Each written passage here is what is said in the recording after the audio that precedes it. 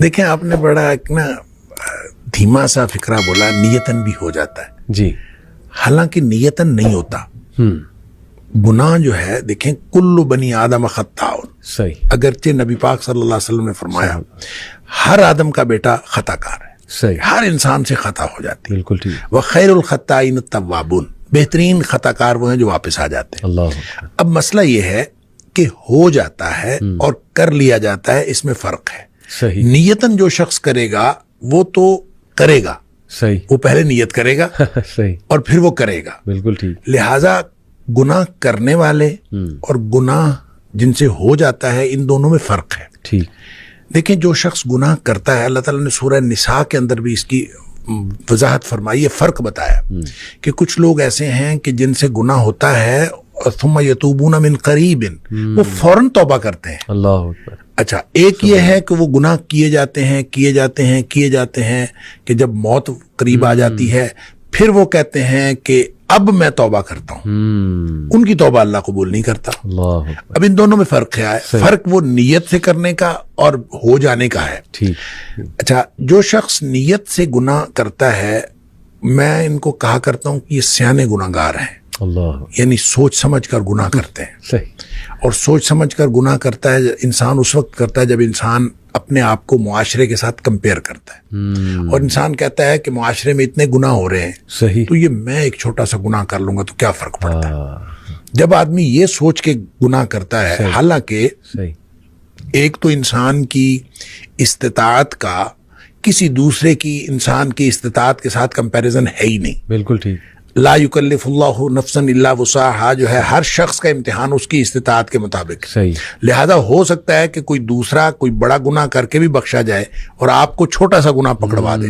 ये हो सकता है। लिहाजा आप किसी के साथ कंपैरिजन नहीं कर सकते। सही, सही, आपकी इस्तिताअत, आपकी सलाहियत वो अलग है, दूसरे की इस्तिताअत और सलाहियत अलग है। सही बात, उसका इम्तिहान उसकी इस्तिताअत के मुताबिक, आपका इम्तिहान आपकी इस्तिताअत। ट्रू, लिहाजा इसकी कंपैरिजन आप कर नहीं सकते। ठीक, लेकिन जो गुनाह करते हैं वो आमतौर पे इसको बुनियाद बनाते हैं, लोग इतने बड़े बड़े गुनाह कर रहे हैं, हम इतना छोटा सा कर लेंगे। ये जब सोच समझ के करते हैं तो इस कॉन्सेप्ट से तौबा की आम तौर पे तौफीक नहीं मिलती। अल्लाह, उसकी वजह यह है कि आदमी ने सोच समझ के किया होता है कि कोई हरज नहीं है कि मैं कर लूंगा तो क्या हरज है। उसको फिर तौबा की तरफ बिल उमूम उसका ध्यान तवज्जो ही नहीं जाती, क्योंकि उसने सोच के किया होता है क्या हरज है। बिल्कुल ठीक, दूसरे गुनाहगार वो हैं जिनसे हो जाता है, वो उसने ये तय किया होता है कि या अल्लाह मैंने कोई गुनाह नहीं करना, अल्लाह के साथ नियतन सही, उसने ये बात तय की होती है कि मैंने कोई गुनाह नहीं करना। बिल्कुल ठीक, बिल्कुल, गुनाह उससे भी हो जाता है, सही बात, क्योंकि कुल्लू बनी आदम खत्ता हो। सही, यानी ऐसा तो हो नहीं सकता उससे गुनाह।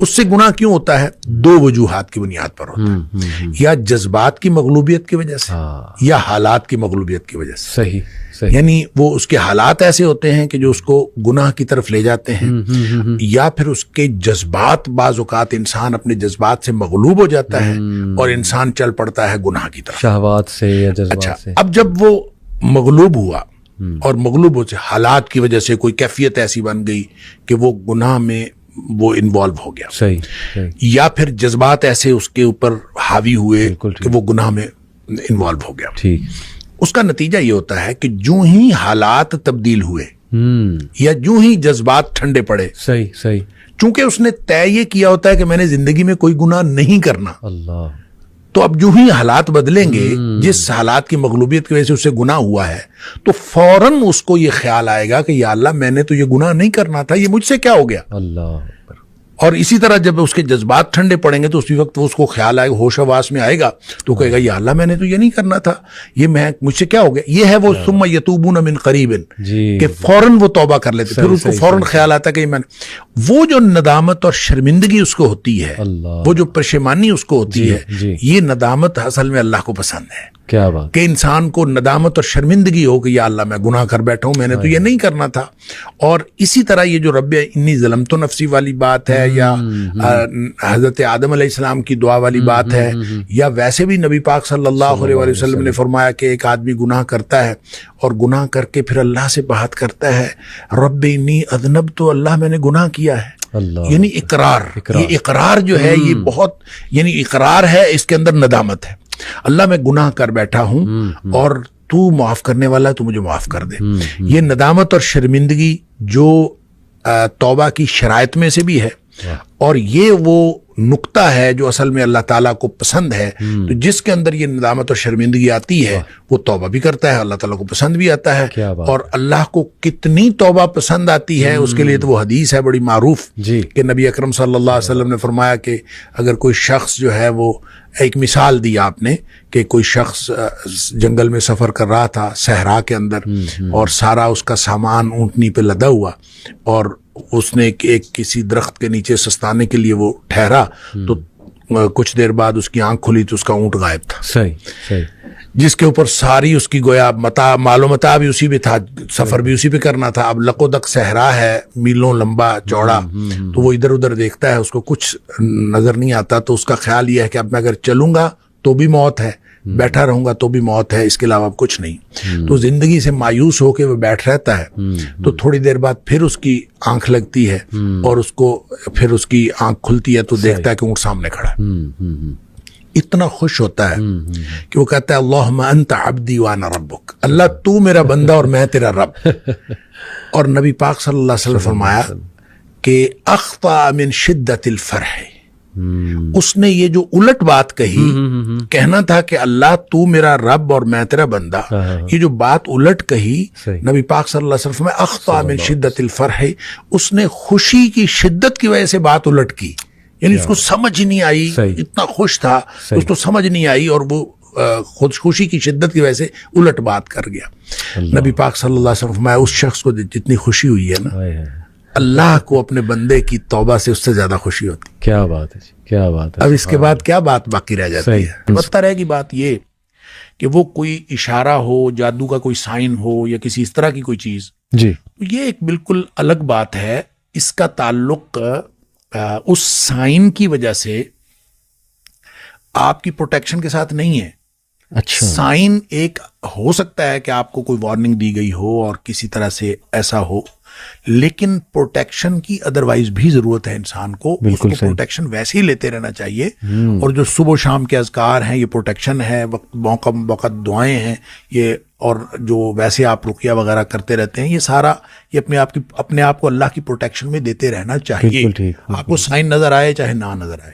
لہٰذا اس کو آپ سائن سمجھیں گے تو بھی وہی حکم دیا گیا ہے کہ نماز پڑھیں اور تعوذ کریں، اور اپنے آپ کو اللہ تعالیٰ کو ایسے استعاذے جو ہیں جو اللہ تعالیٰ کی پناہ میں دینے کی، وہ اس طرح کی دعائیں پڑھیں تو آپ اپنے آپ کو اللہ کی پناہ میں دیں. زبردست.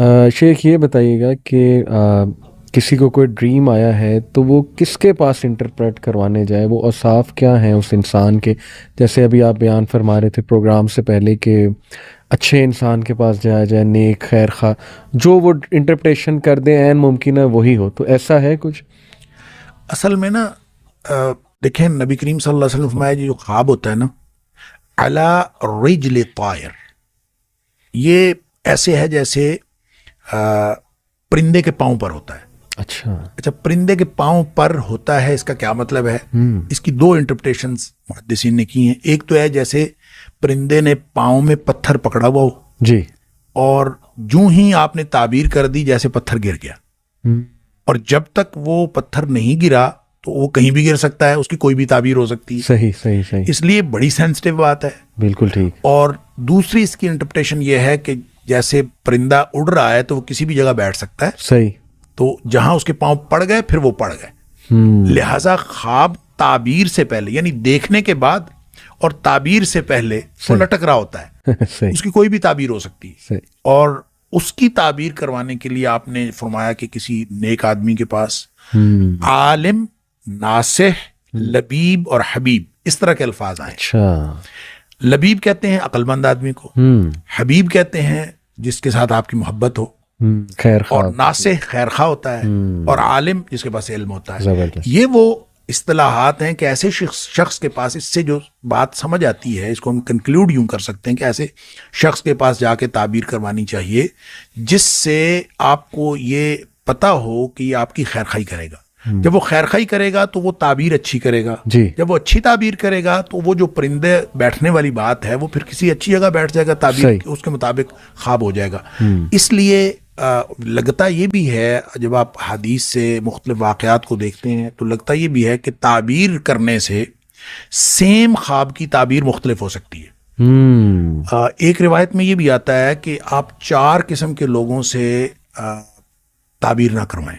اچھا، جاہل سے نہ کروائیں، دشمن سے نہ کروائیں، کم عقل بیوقوف آدمی سے نہ کروائیں، صحیح، عورت سے بھی نہ کروائیں۔ اچھا، یعنی آپ کسی عورت سے تعبیر کروائیں گے، عام طور پہ چونکہ خواتین زیادہ سینسٹیو ہوتی ہیں، ٹھیک، اور جو سینسٹیوٹی میں وہ عام طور پہ اس میں دوسری طرف جانے کا امکان ہوتا ہے۔ ٹھیک ہے، دشمن دشمنی کرے گا، جاہل جہالت کا اظہار کرے گا۔ اس لیے اس طرح کے لوگوں کی بجائے عالم عقل مند اس آدمی سے جس کا پتہ ہو کہ خیر خائی کرے گا۔ ٹھیک ہے، اچھا، ایک بڑی جو دلچسپ ایک واقعہ میں جی رہا تھا، مجھے بہت حیرت ہوئی کہ یہ اندازہ کیجئے آپ، حضرت عائشہ صدیقہ رضی اللہ تعالیٰ عنہا والی جو حدیث میں آپ کے پاس پہلے بھی ذکر کر رہا جی تھا، جی جی، کہ آپ فرماتی ہیں کہ ایک خاتون کو خواب آیا، اور اس کو خواب کئی دفعہ آیا، ایک ہی خواب۔ ایک دفعہ اس کو خواب آیا، اس کا شوہر گیا ہوا تھا سفر پہ، اور اس نے خواب میں دیکھا کہ اس کے گھر کا ستون گر گیا اور اس کے گھر بچہ پیدا ہوا ہے، وہ حاملہ تھی، صحیح، اس کے گھر بچہ پیدا ہوا ہے اور وہ کانا ہے آنکھ سے۔ ٹھیک ہے، وہ آئی آ کے اس نے نبی کریم صلی اللہ علیہ وسلم سے خواب بیان کیا۔ آپ نے فرمایا کہ تیرا شوہر خیر و عافیت کے ساتھ واپس آ جائے گا صحیح، اور تیرے گھر ایک نیک بچہ پیدا ہوگا۔ صحیح، بڑی خوش ہوئی، چلی گئی، ویسے ہی ہوا، جی، شوہر بھی خیریت سے واپس آ گیا، اللہ تعالیٰ نے بیٹا بھی عطا فرمایا۔ صحیح، پھر کہتے ہیں کہ اس نے کچھ عرصہ بعد پھر یہی خواب دیکھا، اور پھر وہی سچویشن تھی، وہ حاملہ بھی تھی اور اس کا شوہر گیا ہوا تھا۔ نبی کریم صلی اللہ علیہ وسلم نے پھر اس کی وہی تعبیر فرمائی۔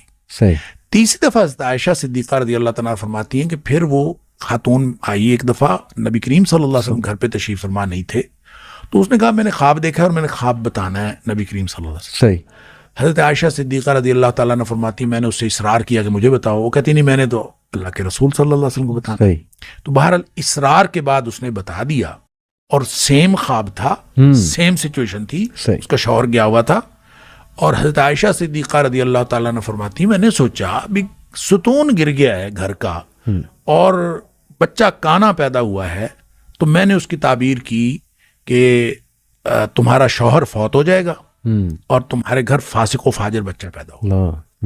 تو وہ فرماتی ہیں ایسے ہی ہوا، اس کا شوہر فوت ہو گیا اور اس کے گھر بچہ پیدا ہوا اور وہ ٹھیک نہیں تھا۔ اب اندازہ کیجیے سیم خواب ہے اور تعبیر چینج ہو، تو یہ ہے علی رجل طائر، کہ جو پرندے کے پاؤں پر تھا تو آپ نے جو تعبیر کر دی ویسا ہوگا۔ اس لیے یہ بہت سینسٹیو معاملہ ہے، تو ایسے شخص کو خواب سنانا چاہیے جس شخص کے بارے میں آپ کو معلوم ہے ایک تو وہ غلط بات نہیں کرے گا، جہالت پر مبنی بات نہیں کرے گا، دشمنی نہیں کرے گا، اور خواہ مخواہ کسی چیز کو سینسٹائز کر کے اور جذباتیت میں بات نہیں کرے گا، بہترین اس شخص سے بات کریں وگرنہ آپ نہ۔ بہترین جی۔ ایک بڑی انٹرسٹنگ تھیوری شیخ ہے ڈریمز کے بارے میں۔ کچھ لوگ کہتے ہیں کہ ہماری جو روحیں ہیں، جیسے آپ نے بھی شروع میں بیان کیا اور قرآن سے بھی ثابت ہے، اللہ سبحانہ تعالیٰ روح جو ہے وہ اللہ کے پاس چلی جاتی جب ہم سوتے ہیں، قرآن مجید سے بھی ہے۔ تو وہ کہتے ہیں کہ یہ روح جو بھی اس کا سفر ہے، جو بھی وہ کر رہی ہے عالم ارواح میں یا جہاں بھی وہ گئی ہے، جیسے کسی فوت شدہ بندے سے ملاقات ہوتی ہے تو اس کی روح سے واقعی ہی ملاقات ہو رہی ہے۔ اس میں کتنی حقیقت ہے کہ کیا یہ روح کے ایکسپیرینسز کو ہم خواب کہتے ہیں؟ دیکھیں، یہ دو باتیں اس میں ہو سکتی ہیں۔ نبی کریم صلی اللہ علیہ وسلم نے ایسی کوئی بات تو نہیں فرمائی، لیکن یہ دو باتیں اس میں ہو سکتی ہیں۔ ایک بات تو یہ ہو سکتی ہے کہ واقعتاً روح وہ ایکسپیرینس کر رہی ہو، ایک یہ ہے کہ صرف روح محسوس کر رہی ہو، احساس ہو اس کا۔ یعنی آپ دیکھیں نا، خواب میں جی اگر آپ کو سانپ ڈس رہا ہے جی تو ایک تو اس کی انٹرپریٹیشن یہ ہو سکتی ہے کہ آپ واقعتاً کہیں کسی ایسی جگہ ہو جہاں سانپ موجود ہو اور سانپ ڈس رہا ہو، جبکہ آپ جسمانی طور پر تو یہاں پڑے ہوئے ہیں، تو آپ یہاں پڑے ہوئے آپ ہل بھی رہے ہیں اور بعض اوقات آپ ایک خاص قسم کی کیفیت میں بھی مبتلا ہو رہے ہیں جی جسمانی طور پر بھی، صحیح، اور یہ محسوس کر رہے ہیں۔ تو وہ کیا صرف اور صرف خواب میں آپ نے دیکھا ہے یا ایکسپیرینس کیا؟ یہ دونوں باتیں ہو سکتی ہیں، لیکن لگتا یوں ہے کہ یہ خواب میں روح کا سفر ہے کہ صحیح، وہ باقاعدہ ایکسپیرینس کرتی ہے، وہ جاتی ہے۔